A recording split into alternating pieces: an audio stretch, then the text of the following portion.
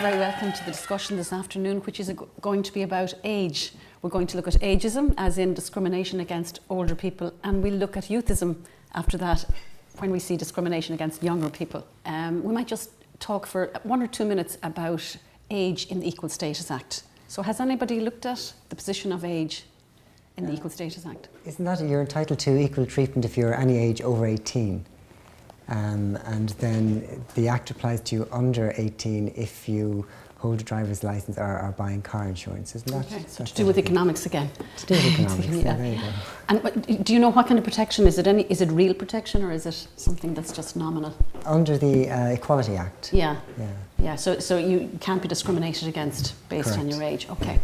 So I think the first film we're going to look at is Amour, which is a French film. So just before we start the discussion, we might just remind ourselves of the storyline. We'll have a look at the screen, please, for a minute. Amour is the story of George and Anne, a Paris couple now in their old age. George and Anne have shared a great love and spent their lives together performing and teaching music. Their world, though, is changed forever when Anne suffers a stroke, which starts a sad deterioration for her both physically and mentally. As is her wish, George cares for Anne at their home, even though this is a great struggle. This then is Amour, George forsaking his own life and happiness to care for the woman to whom he has devoted everything.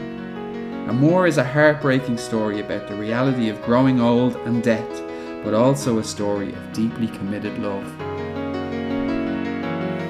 Would anybody like to start the ball rolling? It was quite interesting to see how, things changed once the woman had a stroke. And it just brought home to me in terms of, first of all, illness in any situation, but more so the different factors I wouldn't have thought about in terms of illness in a couple situation when one person becomes debilitated to a certain extent that requires the other to look after them. And the factors they have to deal with around that, it kind of really brought it home to roost for me. I don't know what the rest of you thought about that. Yeah, completely. I thought the same as well. And I thought Michael Haneke, the director, was incredible in it. And I was actually reading up about it afterwards, and it said that it was partly based upon his aunt, who was also suffered from a degenerative disease. So a lot of it is kind of autobiographical as well. And I think he eventually won the best screenplay Oscar for it too. So yeah, it's just a testament to him as well. Which brings us very neatly to the point that it has to be personal before we become aware of old age. Isn't that the situation? I mean, if you look at what writings like Simone de Beauvoir, what she has said, she can't understand why we are paving the way for our own disaster by not having it in place proper facilities for older people, because we're in denial, aren't we? We kind of don't think we're going to go there. Would anybody like to comment on that? Once it becomes personal, you're totally involved, if it's a mother, if it's a grandmother or grandfather, but until that we sort of exclude it from our lives, don't we? Yeah. It's not until it happens to you or to a person in your family and it affects you that you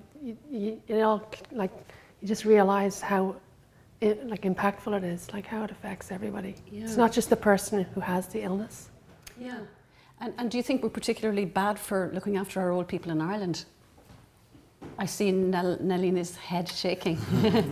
Very shocking. Yeah. It's shocking because I think older people should be given more care because they have contributed a lot to the country, And in India, as culture, we are supposed to take care of our older people, especially the children. They do take care of them. And it's shocking what's happening in Ireland with the older people in old age homes and being mistreated, So what happens in India? Does the older person move in with somebody, or the younger person move in with an older person when they need care? It could be any way. Okay. But there would be somebody along with the elder person. So you won't find an old person living on their own and having a carer? Very rarely. Okay. It's normally the family who stays with the older person. Okay, and I suppose the disadvantage of that is the lack of privacy for the different generations. There is that downside to it, isn't there? There is. But the thing is that with disability, you know, it's a sort of, it's the other person is, because when someone is disabled, you have to take care of the person 24/7. And everybody doesn't have the time in this age. So then it becomes like a burden. Yeah. The help becomes like a burden when it's long term. Okay, I suppose unless the state takes its responsibility and pays the person who's going to look after It's difficult. the person with a disability. You have to also think about like what's better for an old person to stay at home and to be looked after by a carer, or for them to be in a home and looked after carers in the home. My gran passed away recently, and she was 92, and she never wanted to go into a home, and she was happy with the family looking after her, but every like maybe once or twice a week a carer would come in, and she was quite happy with that.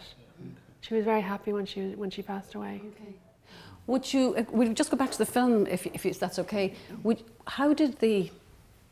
How has it had such an impact on us? I found after watching it that I was nearly crawling around on all fours. I was so depressed and devastated, and it really got to me. How do you think Michael Haneke did that? Like, everyone has dealt with death in family in some way, shape or form, you know? So it is something that everyone can relate to. And as well, I don't think it's been put forward much in film before. Like, it's, like this is kind of the only example I've ever really seen it in. So then when we do see it, all of a sudden, it kind of opens our minds to it more so. Because it is a case of, it's under rug swept. A lot of elderly issues are. You know, we just put it out of our minds. We don't want to think about it. So that's why it is so powerful, because it brought up all these issues. What did you think of the scene? Do you remember when Anne was being bathed by the carer and she was sitting in the bathroom on a chair? And in her full nakedness, I thought it was extremely brave of Emmanuel Rivas, isn't that her name? Yeah. I thought it was really brave of her to sit there. She's like about 85. And to let us look at her body, you know, the body that had kind of dropped south, like all of ours will in the end. And with the husband outside looking, you know, here was his one-time sexual partner now being bathed by somebody else. And I thought it was really a kind of a very strong metaphor for the fact that this woman has lost everything. Isn't it? It's kind of, she's just become a shell. Somebody to be looked after, to be washed, to be fed, to be to have her nappy changed. I suppose that's the most degrading thing. Yeah, there's so many different messages in that movie. I was thinking about it afterwards, and one of them was when the student came to visit the house, visit the couple. You know, it's like he said something. He was delighted to see them, but he was also very sad, and you could see she changed. And for me, in the early part, after she had the first stroke, where she was still some way mobile, it's like as if she didn't accept it herself, so therefore made it difficult for people around her to accept it or to work with it. And that was quite impactful. And the other part of it was in terms of, made me think about old age, that you're looking at the two of them as a couple. Well, one had become debilitated. It's like as if the man her husband wanted to be, when the concierge came up and his wife came up, they were like, really contact me at any stage. They were offering their help. And it's like as if he didn't want, like, he felt he was getting pity or sympathy as opposed to being offered assistance. Well, even when she was angry and embarrassed when she woke up wet, and then he said, oh, it's okay, don't make a big deal, and he gets the towel, but you can see she's just furious, like she just wants to get going, you know, get away from him because the embarrassment is anything, and he's saying it's no shame. But she can see she's just absolutely mortified, and she's thinking, okay, I'd rather be dead than have my husband now have to clean me. He wanted to hang on to her because obviously she's all he's ever known as well. You know, like when and this speaks so true for the film, but when her life is over, his life is over. Do you know? And I think he saw it that way. I suppose, Dave, this brings me to the question that I'm really trying to get at.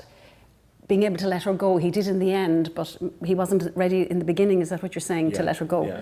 So again, that's the hard thing, isn't it? Being able to let somebody go when they want to go, because rather than process, like yes, for him, the whole film is just the process of the two characters, and I wouldn't say waiting to die, but it's the process of finding a way to let go. Yeah. Yeah. Yes. And To release the pain. Yeah. Yeah. It's a sort of pain for both of them, because Absolutely. Even he is he's giving it to him. The service is always there for him. And she's also struggling with it, because sometimes when we come back to the thing like looking after the elderly, sometimes the elderly have their own thing, the self-pride, like what Tom was saying.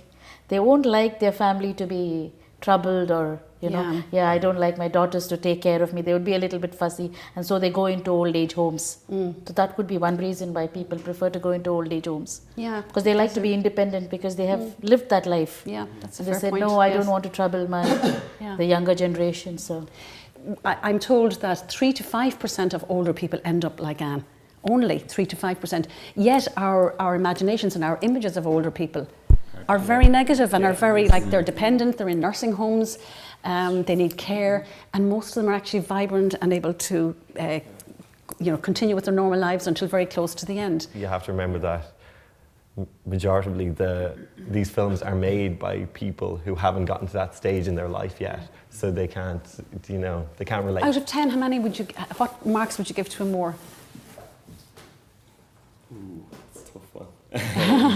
I would give it, I suppose, an 8. 8 for the only negative thing, I thought it was incredible, the cinematography amazing, but the only thing that drew me back is it is sometimes a bit too bleak. And I know that's part of the film and the pacing and how the apartment is like a character too, and how it's so claustrophobic. But on one hand, it's so draining. It is very draining. It's really depressing, isn't it? Yeah. But I suppose it's very full of impact. And maybe it gets the message across to us very, very well and very coherently. It's a bit long. Obviously, it's long watching it. There are times when I wondered whether they could cut it a bit, but yet the acting was brilliant in it, I thought. But in the beginning, I wasn't sure whether the daughter, is this client therapist scene I'm watching in the sitting room where the father and daughter were on chairs. I wasn't sure what that relationship was about. And also when with the daughter, I felt a lot of the time she, to me, she didn't feel like a daughter. She was a visitor. She could have been visiting anybody. There didn't seem to be a real warmth of connection between her and her parents, I thought, in it, And even when the other guy, the student, came to visit as well, it was the same. It's like it looked like the two of them were here. It's an interview. I felt that anything in those chairs was an interview scene for me. Watching it, that's what it looked like. Okay. Well, that was a great chat about Amour and related matters, and we're going to have a chat about American Beauty now. But we'll just remind ourselves of the storyline. So if we just look at the screen for a minute, please. American Beauty is the story of Lester Burnham.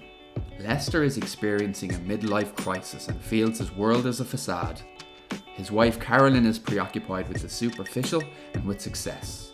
Stuck in a rut and ignored at work and by his family, Lester becomes infatuated with his teenage daughter's beautiful friend and decides to break out of the routine of his humdrum existence. In doing so, Lester rediscovers his happiness and starts to appreciate once again the beauty in the world and in every moment of his stupid little life.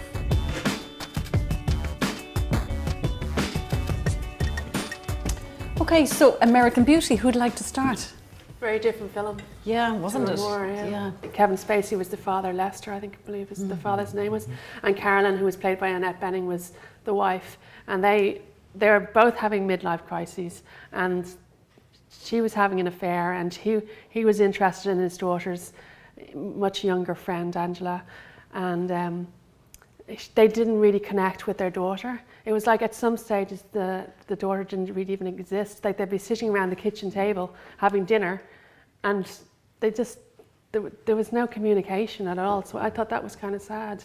Yeah, I suppose the generation gap, as they call it, the big divide between the teenagers and the middle-agers. And even it's not just about their midlife crisis, like Carolyn and Lester's midlife crisis, but also as well it's about like Janie and Angela's kind of sexual awakening as well. So it's like their quarter life crisis, if you will. Yeah. So, but I love how it's centered on the one family, this one suburban family who look incredible from the outside, working professionals, the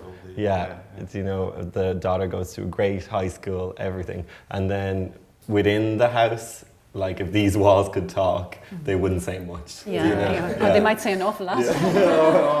Not positive stuff. Yeah. So then it's just a case of like something triggers Lester in Jane's friend's Angela, her Jane's friend Angela, and how she's much younger. Something triggers him, and this sets off the turn of events that keep the ball rolling on the film. The midlife thing annoyed me to a certain extent because it's the way midlife is portrayed in most movies, whereas a midlife crisis, the term was coined first of all by Erik Erikson, who's a Swedish man, so his first language wasn't English, and what he meant that to mean was that we reach critical stages in the life cycle which offer huge opportunities for growth and development if we go into them.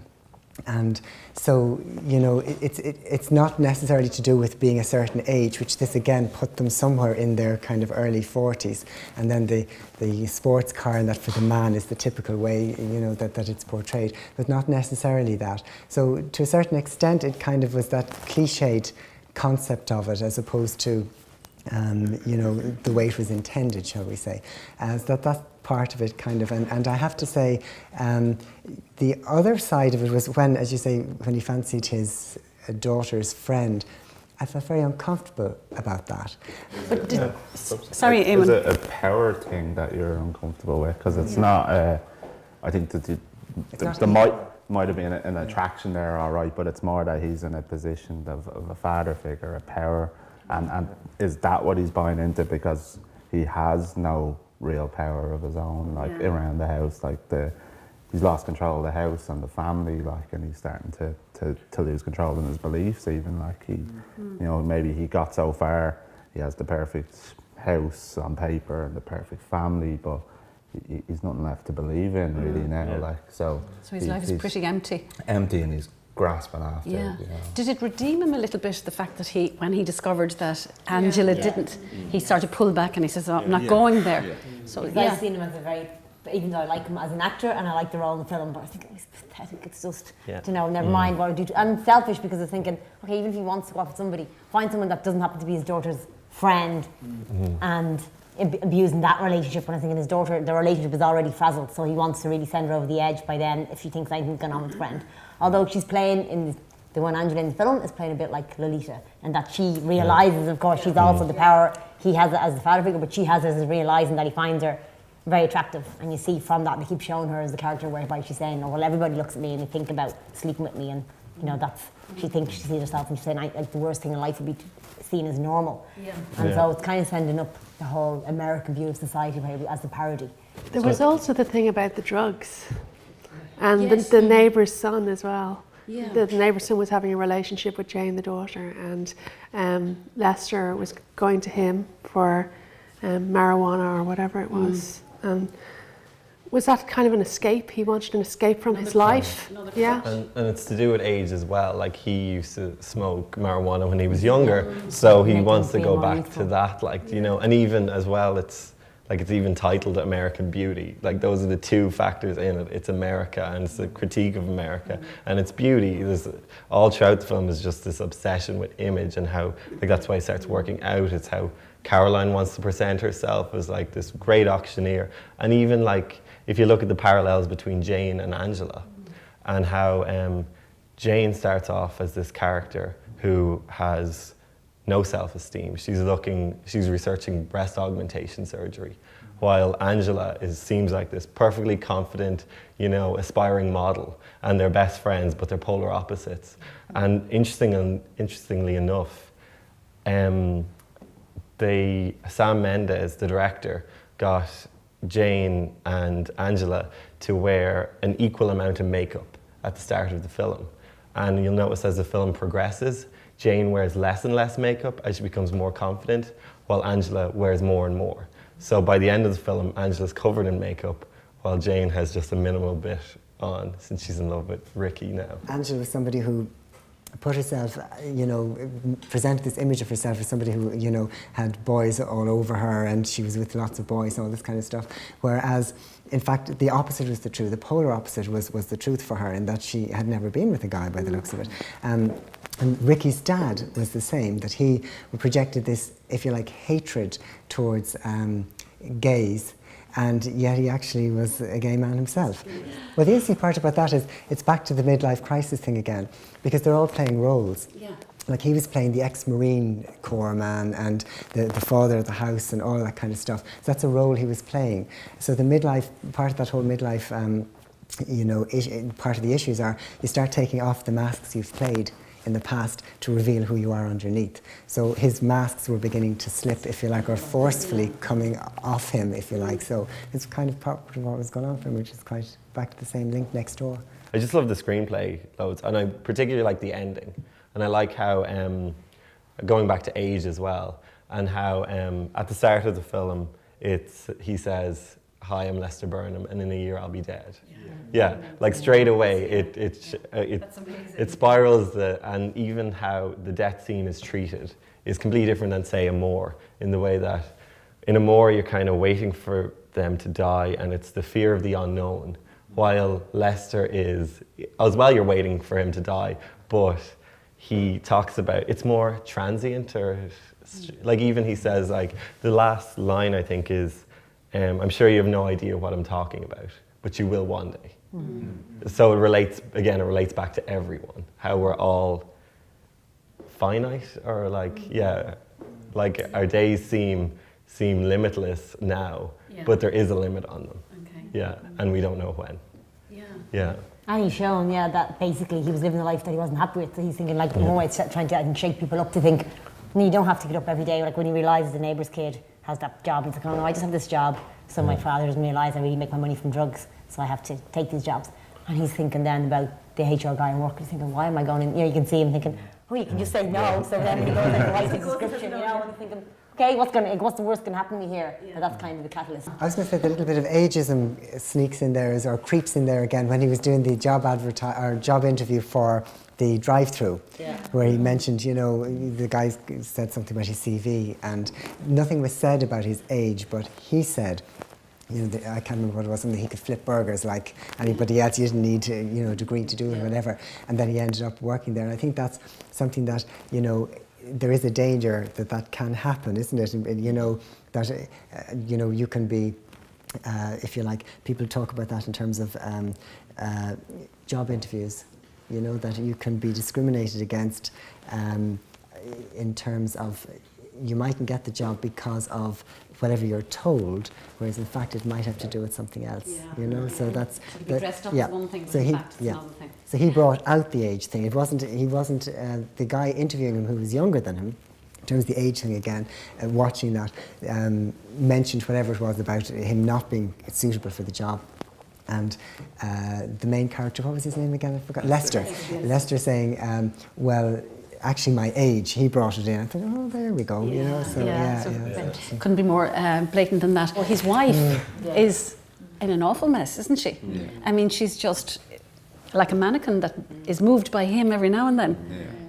I was wondering what people thought about Ricky. He was an odd character, I thought. What did you think of him, Joanne? I knew you were going to ask me that. I don't know. He seemed to find beauty in the most simple of things. I mean, like, remember the scene where he's the paper bag? Yeah, that's scene, right. That was or really the plastic bag, and it was just plastic flowing. bag, And actually, at the end, that scene is in the film again. And why do you think he was the way he the father was? Like, if you have a mother who's absent, like I was thinking all the way through, is she so in fear of the father that he's taken away, so she's just a shell, she's reverted, or is she just up to her eyeballs on volume or something? Because you know, she's just no matter what, even sitting on the couch, he just keeps showing her that she's naked. Even when he's saying he's going, you see by flicking her eye, she knows what he's saying. It's like she's understanding, but it's just that she's devoid of any ability to react in any way. When the father tells Ricky to go, is it? Yeah, even when he comes downstairs and all that, that's he's like, you know, and you kind of see her like, should I do this? And then it's like, oh, what would be the point? You know, it's like she's just decided. So you're thinking, oh God, is that just years of having been mistreated? If you can treat his son like that, you're thinking, well, then what has she had to put up with? But on the other hand, when you compare two wives, like one, you're thinking, oh my God, you know, how she controls Lester all the time. That she's totally the success, all that. And then you see the other extreme next door, whereby you know, you're thinking, okay, well, if she could just, you know, whatever the husband has done, she's obviously allowed that husband to dictate and damage their son all the way through. She hasn't been able to protect him by fear probably for herself. What did you think of the ending of it, the surprise ending? Or did you find it a surprise at the very end? Who shot Lester? I did. I have to say, I didn't see that coming at all. Yeah, I didn't see that coming. I was sure from the beginning of the movie, like you were saying, Dave, that it would have been, you know, the Ricky, the boyfriend of the daughter, I was sure it would have been him. And then towards the end of the movie, it led us to believe it was going to be Carolyn, and I didn't see it coming. It was Frank next door. I didn't see. Yeah, I didn't. Yeah. It's very well done, that scene. The way that you'll notice that it's always moving to the right. The camera's always moving to the right. So we hear the gunshot, and we go through each character and what they're doing when they. So it basically ticks off all the suspects as you go along until it ends with Frank going into his room covered in blood with the missing gun on the wall. Yeah. And how it goes on about not afterlife, but how your life flashes before your eyes. Again goes back to how life is so finite, and how he remembers his grandmother's hands that felt like paper, and Carolyn when they were happy together, and you see the shot of her at the fun fair. And it is, I just think it's a beautiful ending. Yeah. Okay, we could go on for a long time, couldn't we? I think it's time to wind up, so thank you all very much for a very interesting discussion. Thanks.